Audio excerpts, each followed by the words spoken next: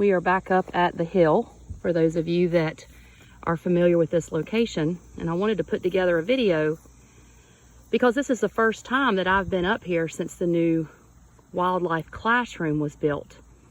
So we're up in a little grassy area where they've done some plantings. We donated some firewood logs for a primitive skills class that's going to be taught up here this weekend. And for those former students that attended Fisheries and Wildlife Summer Camp while they were at NC State University, you're looking at the back side of the new wildlife classroom, along with three new cabins that are right up here next to it. Down on the other side of this, opposite this building, is a parking area. So to figure out where we are uphill from the caretaker's cabin and from what I would call the new bathroom up above the forestry classroom. So that'll kind of gauge terrain wise where we are. And just to kind of give you a little bit of a quick tour, the classrooms are locked. They're just getting people coming up here for this camp, or for this, it's an extended weekend course that they're doing. But we have concrete sidewalks going into these cabins in the classroom. A lot of native wildflowers. This camp was not used this summer because of COVID. They did it over at Shank Forest. And then of course, got some activity down here. So you can see straight ahead is what I call caretaker's cabin. And then if you follow this sidewalk over, that'll take you, you're looking at the back of what I call the newest bathhouse, and then down to the little basketball gathering courts and those cabins. So like I said, there's a little bit of activity now because of this class is starting on Wednesday. But the camp was not in use during 2020. That was the first time they've ever skipped summer camp during COVID. This parking area is new. Again, for those of you that have been up here, you can kind of see as I walk down the parking lot, the caretaker's cabin. The handicapped.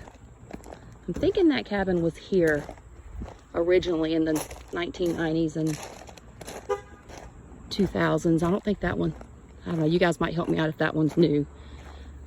It might be new. So again, we came up here today for a short visit, seeing different people walking around for their camp for their class camp they're doing up here this weekend. Straight ahead over there is the basketball area. I think that's probably the original basketball goal that they put up. They've got a fire ring out there in front of it. The only, well, not the only, but one of the other most notable new upgrades and events is the new dining hall. So some of you have seen the new dining hall. You've got, hello little guy. You've got the caretaker's cabin. Okay, so of course that's been around for a while. Work crew, that's their facility that you've had there. Same cabins over here as we make this drive to check in for summer camp. Obviously the Jervis classroom is still about the same. It's locked up right now, so I can't take you in there. Just ran into Dr. Cook, who is the new, it sounds like they basically taken over Larry Jervis's position here since 2000, I think 16 maybe. Look uphill to the basketball area. So remember, we're on the forestry side of camp. And over here is the new dining hall. I'll take you inside of the new dining hall so that the students before this can actually see how different it is.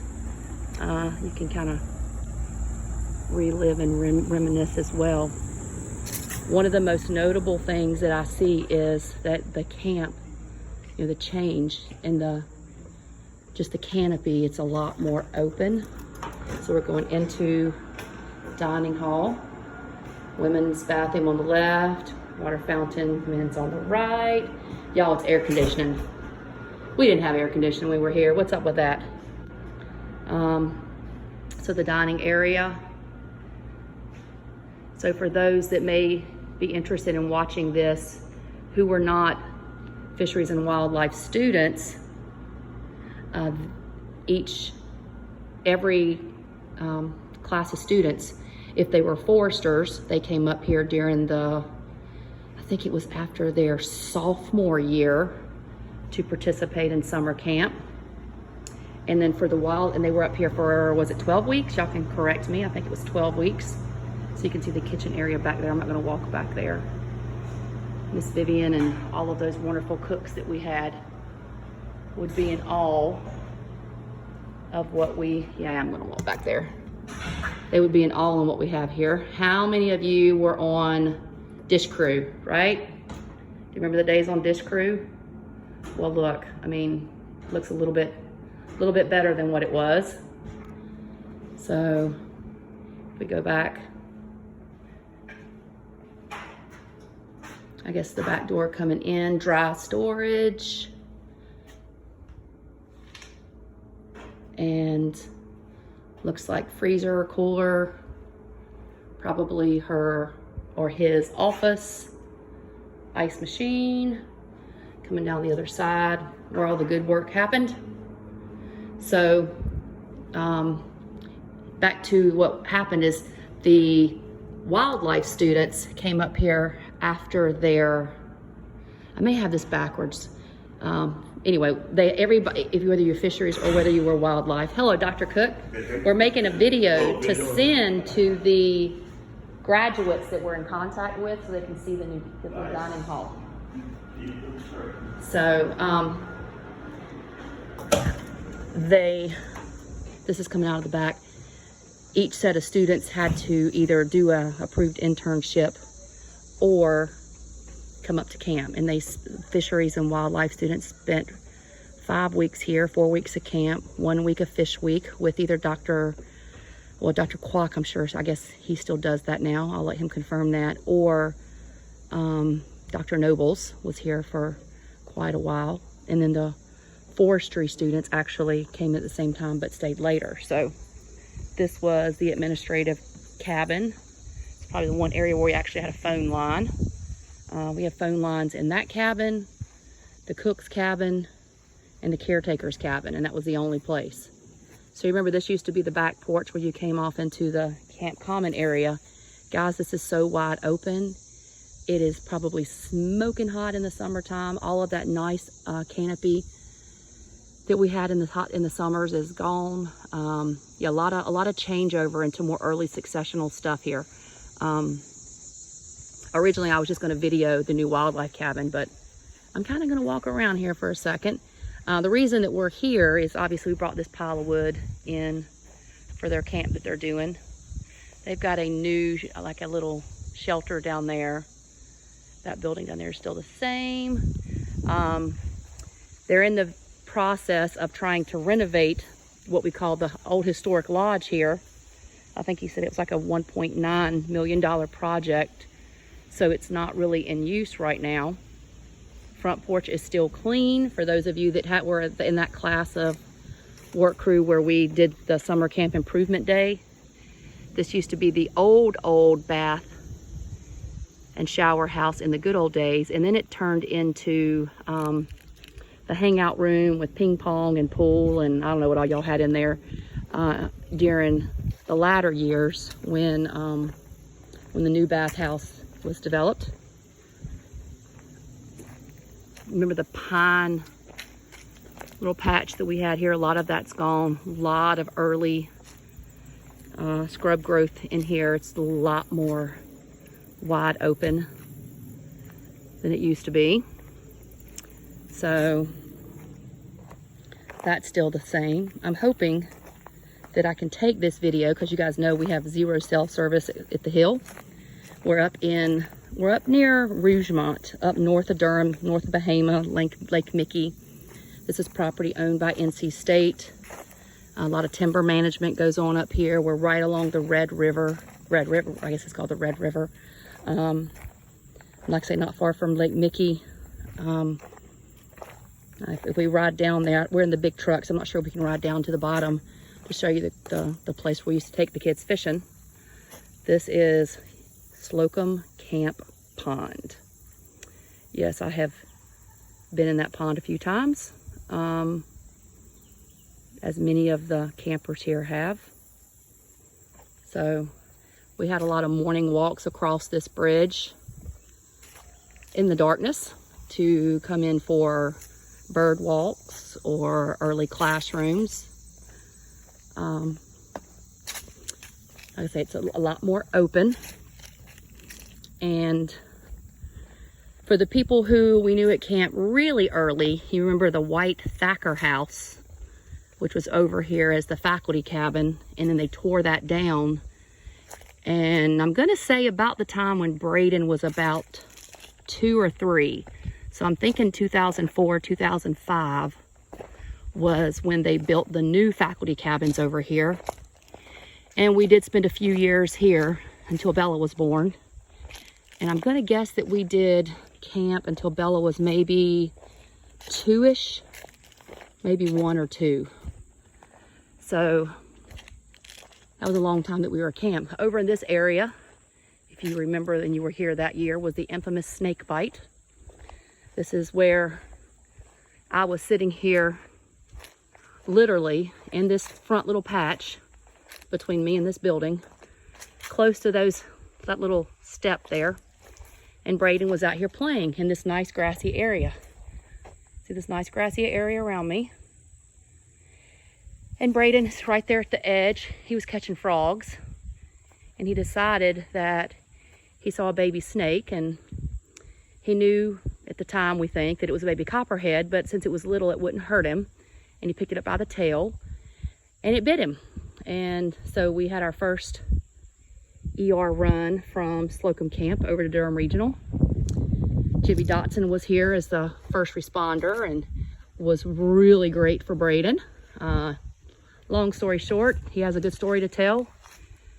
18 hours and about, I don't know, $35,000 worth of anti-venom. Don't recommend it. He was home. Some of you later knew the parking area on this side of the camp. Now this was called the girl side. All of these cabins that were over here, they put the genders on opposite sides of the pond, hopefully to prevent intermixing. This is the cabin that we always stayed in. And then Dr. Mormon, Dr. Kwok, those guys typically stayed in this one. We had our little common area out here. So there were a few years in that cabin. And then you can see this area got cut pretty regularly. So it's got a new pine stand coming up. It's coming up fast. Remember, they manage timber here, and that's part of the income for the university to maintain that. So you'll see certain stands that get cut going up the hill out the upper entrance. For those that went down, I'm not walking down to the bird banding site. Sorry, not happening. But this is the drive that goes down to the bird banding loop that we created, the big loop. We had the little loop that was back behind the cabin, and then the little loop that was down there in one of the stands across over another pine area. You guys will know what I'm talking about. So now, of course, camp has been taught over at Shank Forest for the students, and it's been a day camp, so they basically commute to that camp. But originally, and what we hope they can get back to, is back to camp out at Hill Forest at Slocum Camp, because for those that have been through this experience, it's kind of not the same until you get out here and you live in it, and you get up for the 5 a.m. bird walks and do bird banding and mist netting, and then you eat those early morning meals and go right back out to do mammal traps, reptile collections, just aquatic studies. I mean, just all kinds of stuff. So these were your future wildlife biologists and foresters that were coming through this program. So I hope that the people that have been here or were students here will enjoy this.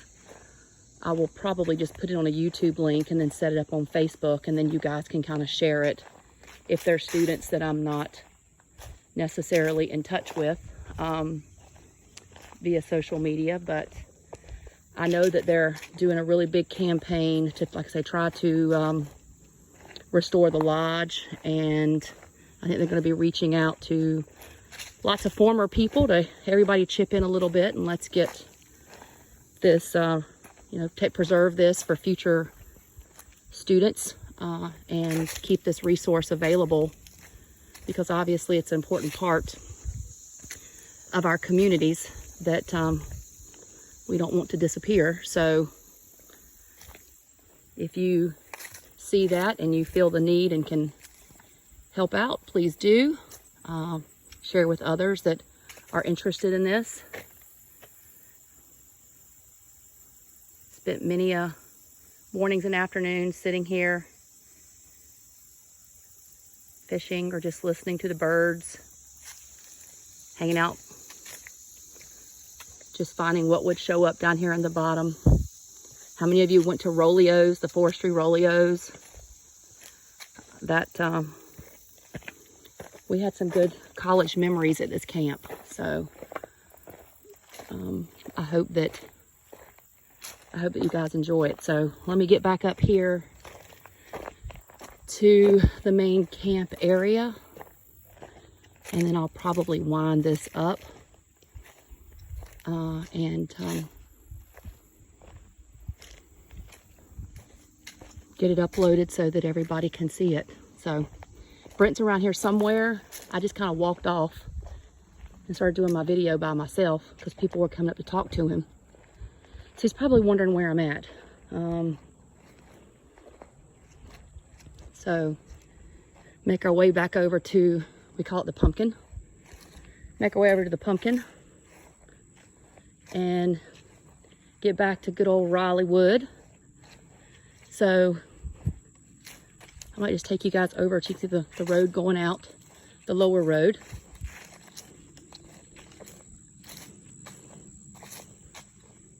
And then we'll kind of wind it up.